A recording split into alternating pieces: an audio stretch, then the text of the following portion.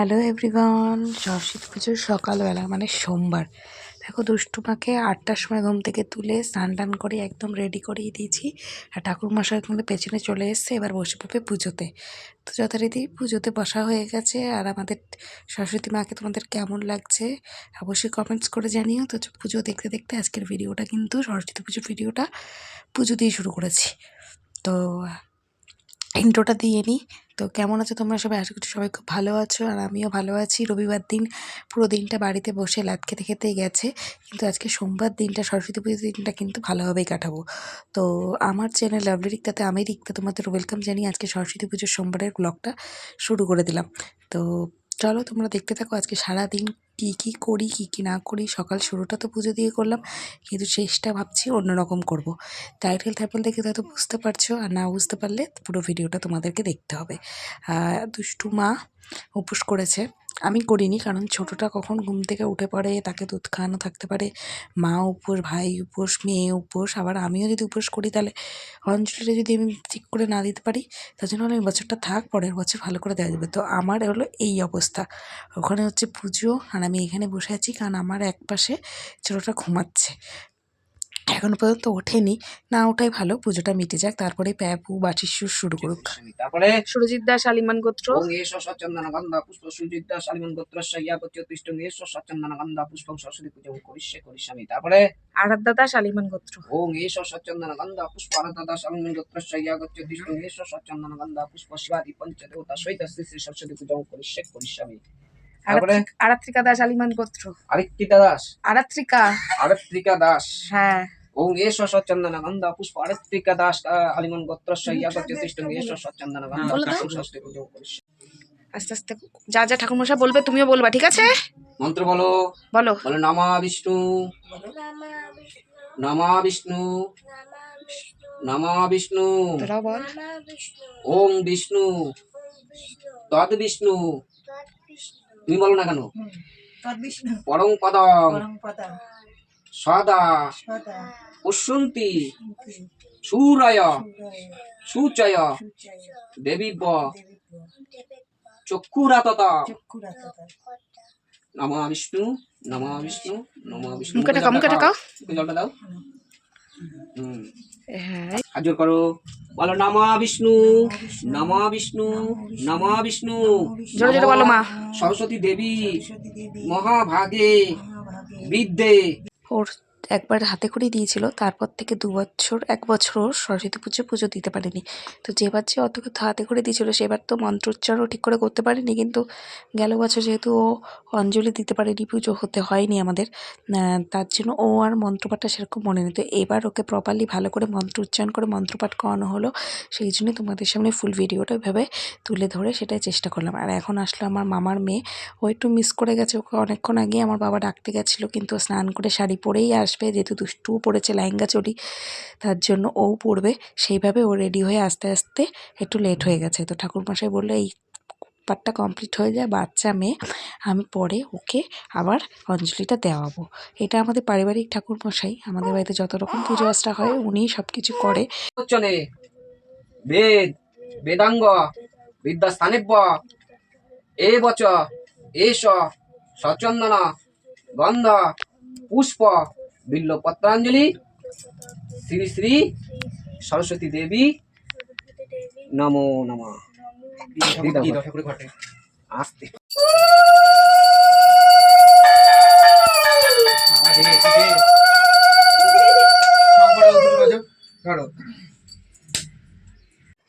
দেখো আমার ছোট্ট মাটা উঠে গেছে ঘুম থেকে, তোমাদের সবাইকে কিন্তু গুড মর্নিং জানাচ্ছে।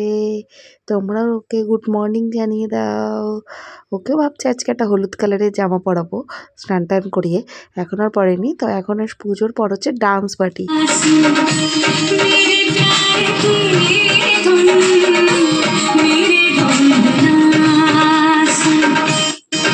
দুষ্টুর ফেভারিট গান চালায়নি বলে, রূপসামানির ফেভারিট গান চালিয়েছি বলে ওনার মুড অফ হয়ে গিয়ে উনি কাঁদতে শুরু করেছেন, তো নাচলই না। আর মা এদিকে সবার জন্য প্রসাদ বেড়ে নিচ্ছে, পাড়ায় দেওয়া হবে। তো সেই জন্য সমস্ত প্রসাদ বেড়ে নেওয়া হলো। আজকে আমাদের দুপুরের মেনুতে ছিল কিন্তু এখানে রয়েছে পাঁপড় ভাজা, খিচুড়ি আর তার সাথে বেগুন ভাজা। শীতের সবজি দিয়ে গরম গরম খিচুড়ি, ডালিয়ার খিচুড়ি কিন্তু ভালোই লাগে। আর এখন দেখো বলেছিলাম ওকে একটা হলুদ জামা পরাবো, তো একটা হলুদ অরেঞ্জের একটা জামা ছিল সেটা ওকে পরিয়ে নিয়েছি আর আমিও রেডি হয়ে গেছি। তো ওকেও কম্বল দিয়ে পেঁচিয়ে নিই, এখন আমরা সোজা বেরিয়ে যাব ঘুরতে। চলো তোমাদেরকে একবার ব্যাক ক্যামেরা দিয়ে আমার ফুল লুকটা শেয়ার করে দিলাম। তো আজকে আমাকে কেমন লাগছে অবশ্যই কমেন্টস করে জানিও। আমি যে অর্গানজা সিল্কটা অনলাইনে কিনেছিলাম সেই শাড়িটাই আজকে পরেছি। আর বলতে বলতে কিন্তু বেরিয়ে গেছি। আর দেখো দিদুন তার 2 নাতনিকে নিয়ে আদর খেতে খেতে, আদর করতে করতে এইভাবে যাচ্ছে। ও মানে ওর বুনুকে পেয়ে বুনুকে আর ছাড়তেই চায় না। তো তারপরে ওকে নিয়ে নিয়েছিলাম আমার পাশেই, কারণ ও ঘুমিয়ে পড়েছিল অর্ধেক রাস্তায়। আমি আর আমার ভাইয়ের মিডিলে নিয়ে নিয়েছিলাম, মা ওপাশে একাই ছিল।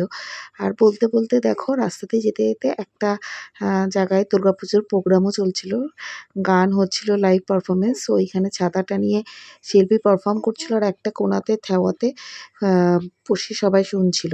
বলতে বলতে চলে এসেছি আমাদের পানিখালি কুলগাছিতে শিব মন্দিরে।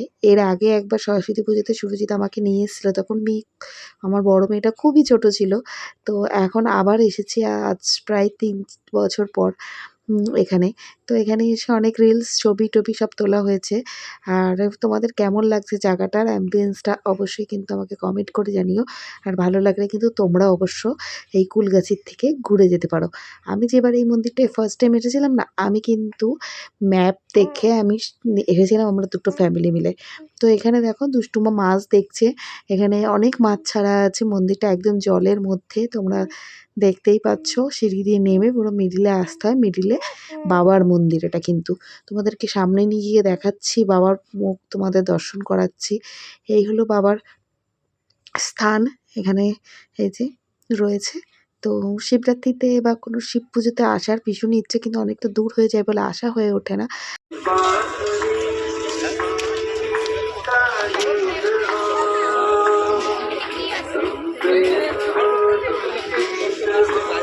যত বেলা গড়ালো জায়গাতে ভিড় আরও বাড়ছিল, তখন লাইট, মিউজিক এগুলো বাজতে শুরু হয়ে যাচ্ছিলো।